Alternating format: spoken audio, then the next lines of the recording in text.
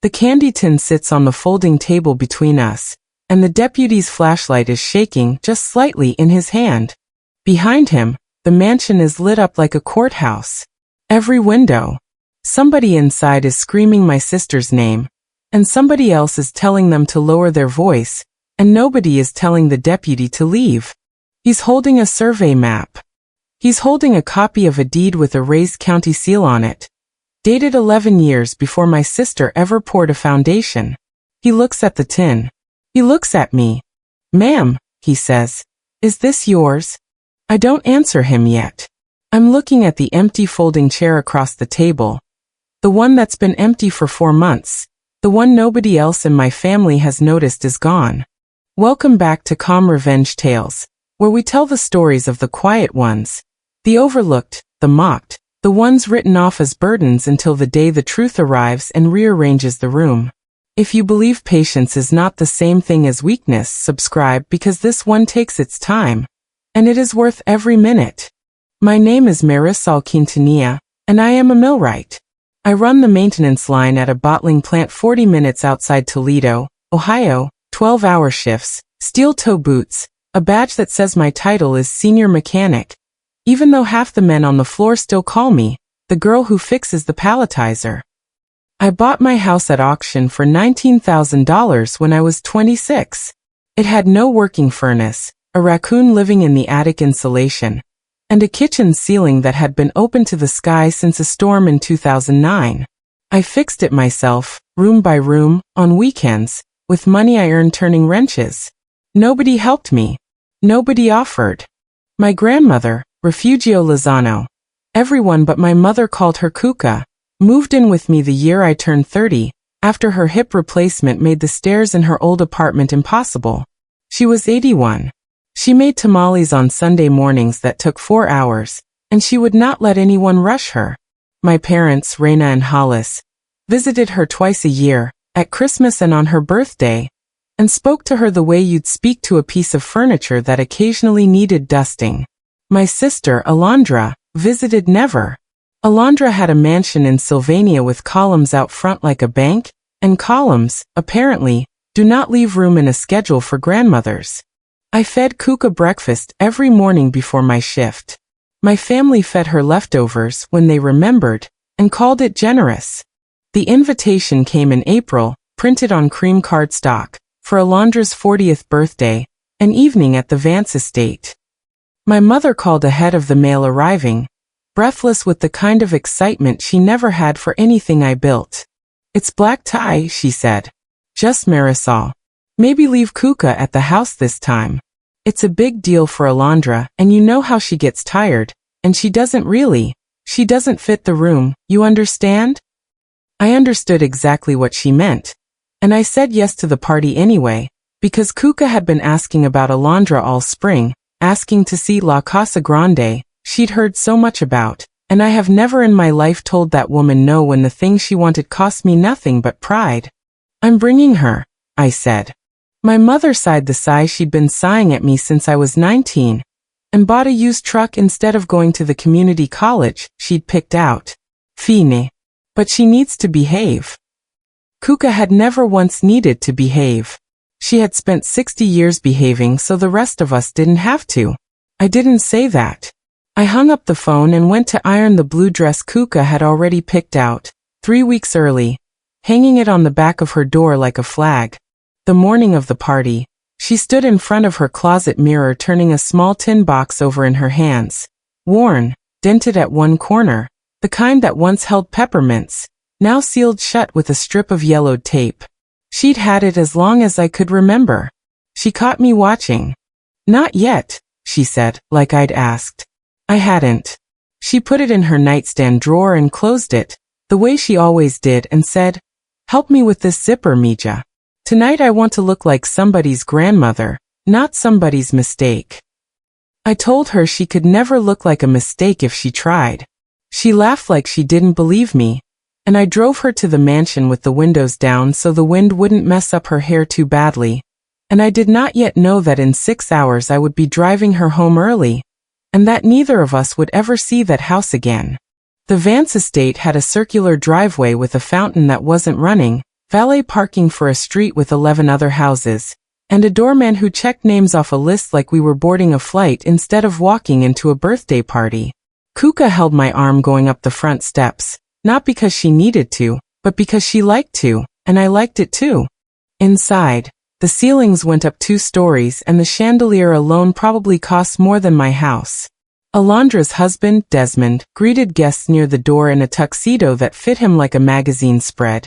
And when he saw Kuka he did something with his face I want to be fair about. It wasn't cruelty, not exactly. It was the look of a man recalculating a seating chart in real time. Mari, he said. We didn't. We weren't sure Grandma Kuka would be up for a night like this. She's up for it, I said. Aren't you, Kuka?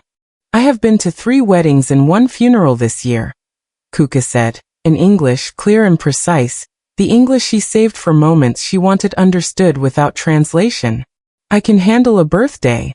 Desmond laughed, a little too loud, and steered us toward a corner table near the kitchen doors, away from the crowd gathering by the fireplace, where my parents stood with drinks already in hand, glowing in the reflected light of my sister's house like it was theirs. My mother came over once, kissed my cheek, told Kuka she looked very put together, which is the kind of compliment that isn't one, and drifted back to the fireplace crowd before Kuka could answer. There is an irony I didn't clock until much later. The caterers that night were plating small dishes of cochinita pibil as an elevated appetizer, a dish Kuka had been making from scratch since before Alondra was born, and not one person in that room asked her opinion on it, though she could have told them the achiote paste was store-bought and weak. At the fireplace, my father was telling a story about the house's square footage. 11,200. He said it twice. Nobody at that corner table by the kitchen doors had ever heard him say my square footage. 1,140, every inch of it wired and plumbed by my own hands. Out loud, not once, not ever. Alondra arrived to the party an hour after her own guests, in a red dress, to applause. She made her way through the room like a bride at a wedding that had nothing to do with a marriage. When she reached our corner, she looked at Kuka the way you look at a stain you're hoping will come out in the wash. Abuela, she said. You came. You invited me, Kuka said. I invited the family, Alondra said, and something in her voice had already started sharpening, though I didn't understand yet what had put the edge there. I found out later she'd had 2 glasses of champagne on an empty stomach, and a fight with Desmond in the car about money neither of them would name out loud. None of that excuses what came next. I only tell you so you understand she was a person, not a monster, even in the minute she stopped being kind. Kuka reached into her small clutch purse and pulled out a folded photograph, soft at the creases from being carried for years. Alondra at 7 years old, missing a front tooth, sitting on Kuka's lap at a kitchen table that no longer exists in any house any of us live in now. I wanted to give you this, Kuka said. For your birthday. I don't have money for a big gift. Alondra looked at the photograph the way you'd look at a form you were being asked to sign. Then she looked around the room, at the caterers, at the string quartet, at 40 guests in evening wear, and something in her decided the photograph was a threat. Oh my God, she said. And her voice went up carried. Is this what you brought? A picture? In front of everyone. Alondra, I said. No, Marisol, I'm serious, this is embarrassing. She was laughing now, but it was the kind of laugh built entirely out of panic. She can't even. She doesn't know where she is half the time, does she? Mom, did you know she brought this? My mother did not come over. My mother stood by the fireplace and did not come over. And that is a fact I will carry the rest of my life. I know exactly where I am, Kuka said. Her voice did not rise. It went the other way, flat, still, a lake with no wind on it. I am in the house you built to be looked at instead of lived in.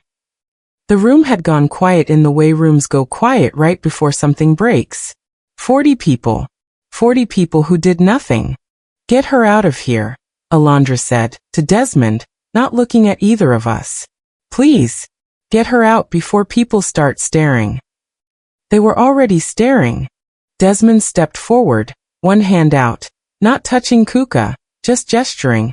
The way you'd wave someone toward an exit sign. Kuka, why don't we get you a car? I have a car, I said. Me. I stood. I took Kuka's arm the same way she'd taken mine on the front steps. Except now it wasn't for pleasure. It was for cover. And we walked out through that 2-story foyer past the doorman with his list. And nobody said stop. And nobody said wait. And only one guest, a heavy-set man near the coat check I didn't know, somebody's +1, opened his mouth like he might say something to Alondra on our way past. He didn't. He closed it again and looked at his shoes. In the car, Kuka folded her hands in her lap over the little clutch purse and said, I'm sorry I ruined it. You didn't ruin anything, I said. We're leaving because I want to leave. This was my choice. Mija. My choice, I said again, and I meant it enough that 20 years later I still mean it. We stopped for tacos on the way home, a place with folding metal chairs and paper napkins from a dispenser. And Kuka ate like a woman who had just set down something heavy. Better than theirs, she said about the al pastor, and for the first time all night, she smiled with her whole face. That was the last time she ever set foot in Sylvania. The weeks after cost me more than anyone in my family will ever know. And I want to be specific about it, because vague sacrifice doesn't mean anything and I refuse to be vague about the 2 years that followed. I dropped to 4 days a week at the plant so I could take Kuka to physical therapy on Tuesdays, which cost me $11,400 a year in lost overtime. I put a stair lift in, $3,200, financed at 14% because my credit union wouldn't do better on an unsecured loan. Because her hip made the second floor a place she used to sleep and now couldn't reach.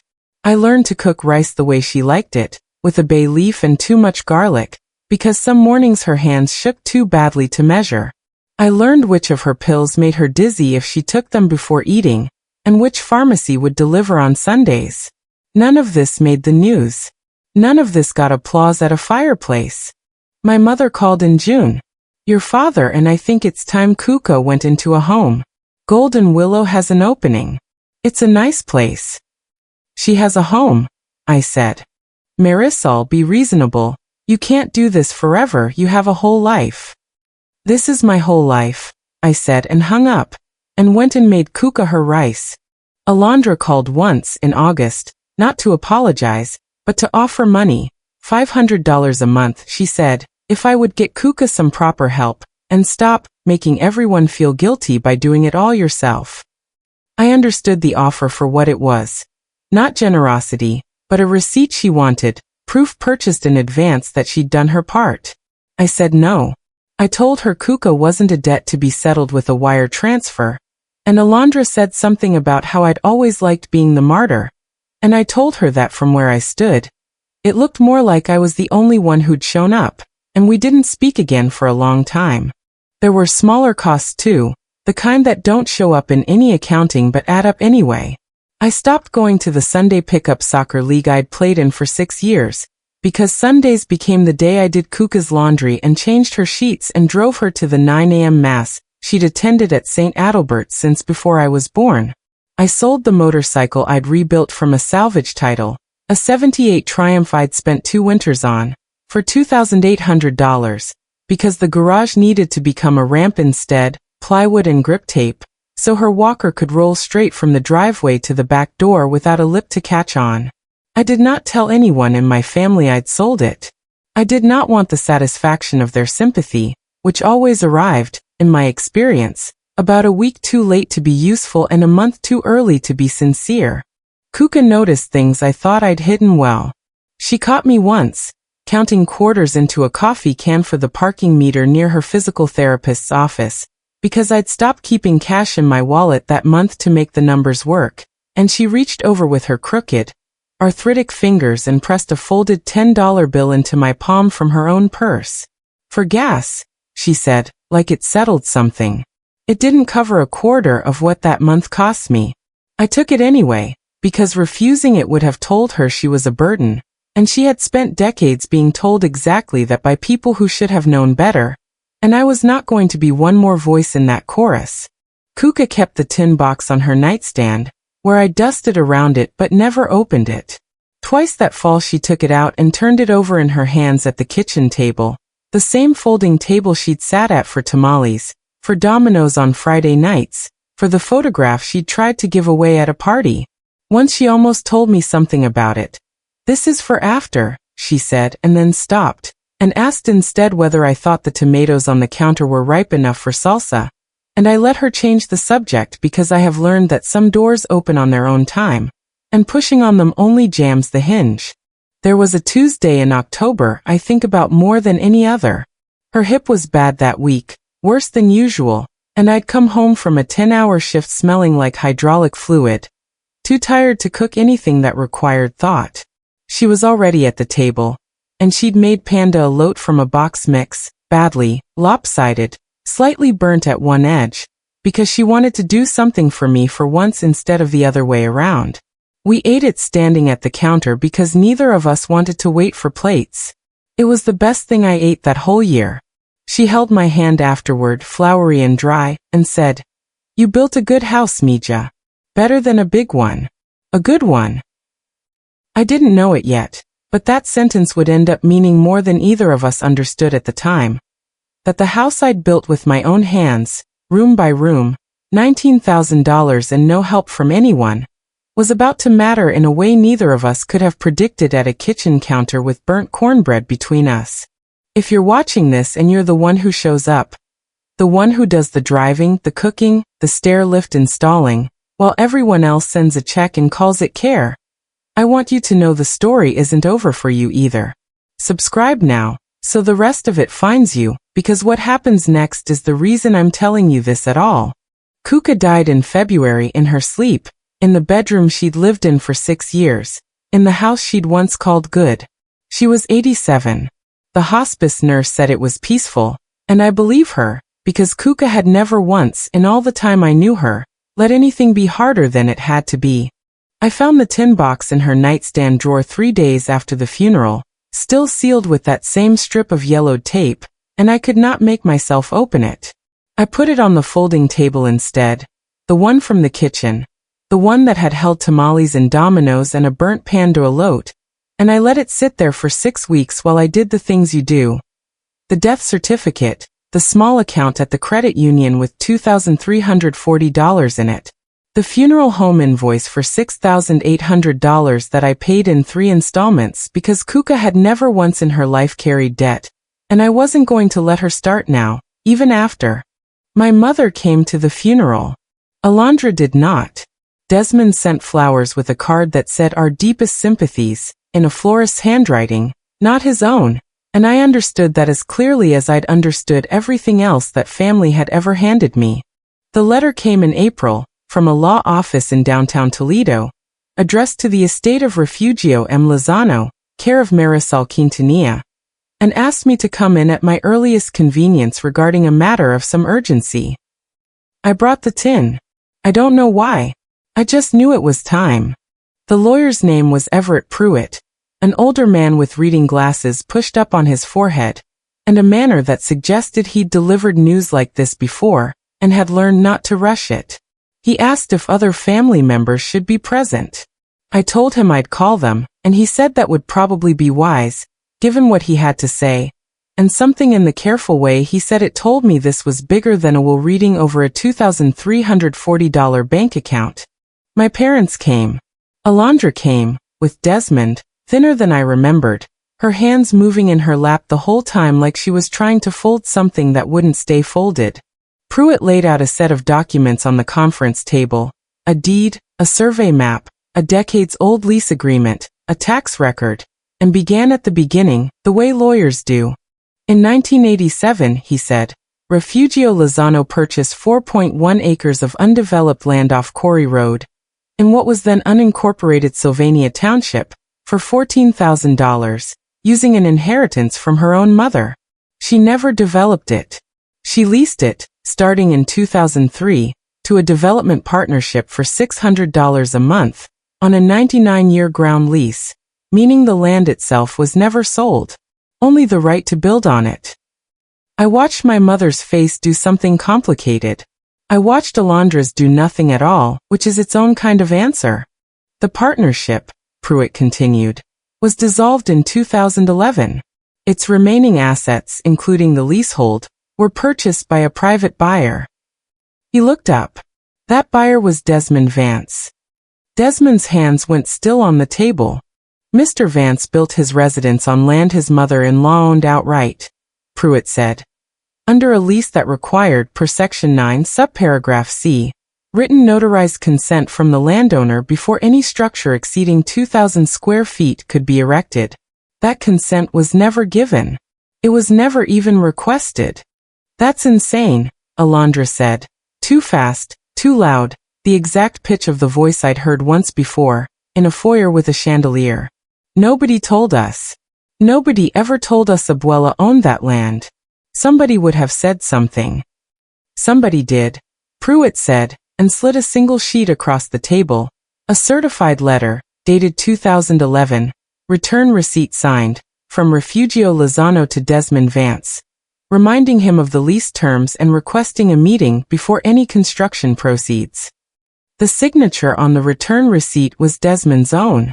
The room went the kind of quiet Alondra's foyer had gone quiet, once a year and a half earlier. Nobody staring this time.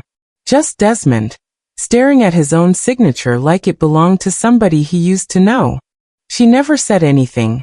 My mother said to no one, both hands pressed flat on the table like she was trying to keep it from moving. All these years she never said one word. She said it in writing, Pruitt said, not unkindly. In 2011. She simply never enforced it.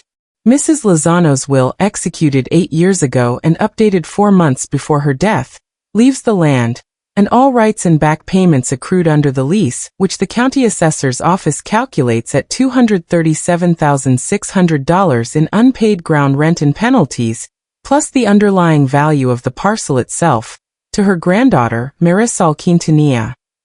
My father made a sound I'd never heard him make before. Something between a laugh and a cough. The sound of a man watching a number rearrange his understanding of every dinner table conversation about square footage he'd ever hosted. Alondra started crying, the kind of crying that comes fast and wants an audience, and said, she was going to do this to us? Her own family? After everything. And I want to be fair, because I promised myself I would be. I believe some part of that grief was real. I believe some part of her had loved that house the way you love a thing that tells the world who you are, and watching it become conditional, overnight, on a lease clause her grandmother had written 11 years earlier, was a genuine kind of falling. But I also watched my father's face, in the middle of her crying, go a color I recognized, not sympathy, not shock. Calculation.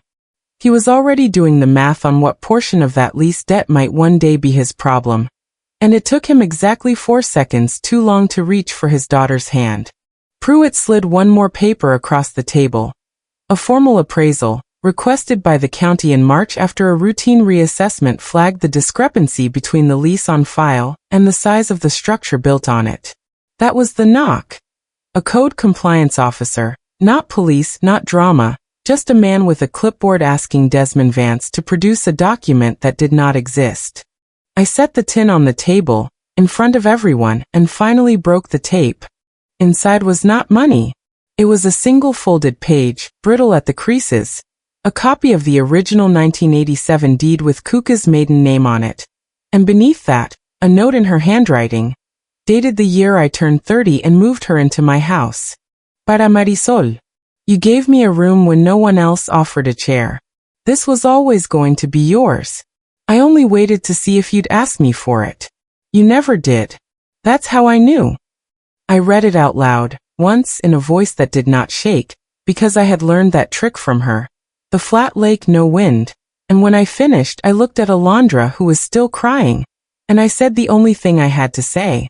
She told me once that I built a good house. Not a big one. A good one. I folded the note back along its old crease lines. I think she'd built one too. She just waited 11 years to let anyone see it. Nobody spoke for a while. Desmond looked at his own signature again. My mother looked at the tin like it might still have more inside it, and it didn't, and that emptiness seemed to be its own kind of verdict. I did not sue anyone for the years I'd spent cooking rice and installing stair lifts and losing overtime. I could have. Pruitt told me twice I had grounds to pursue Alondra and Desmond for the emotional distress of that birthday party alone, on top of the lease claim, and twice I told him no. What I wanted was documented, proportional, and legal. The back rent, the parcel, the county filings done properly, nothing more. I did offer Alondra one thing the lawyers hadn't required me to offer. A 2-year lease-to-own arrangement on the land under her own house, at fair market rate, so she wouldn't have to move, so her children, my niece and nephew, who I loved and who had nothing to do with any of this, could keep their bedrooms. She refused it. She said accepting anything from me would mean admitting she needed it, and I understood, finally and completely, that some people would rather lose the house than owe the person they'd humiliated in front of it. The mansion sold at auction 11 months later for $890,000, less than half what Desmond had put into it, to pay off the back rent judgment, and the second mortgage he'd taken out to cover cost overruns nobody at that birthday party had known about. Alondra and Desmond divorced the following spring.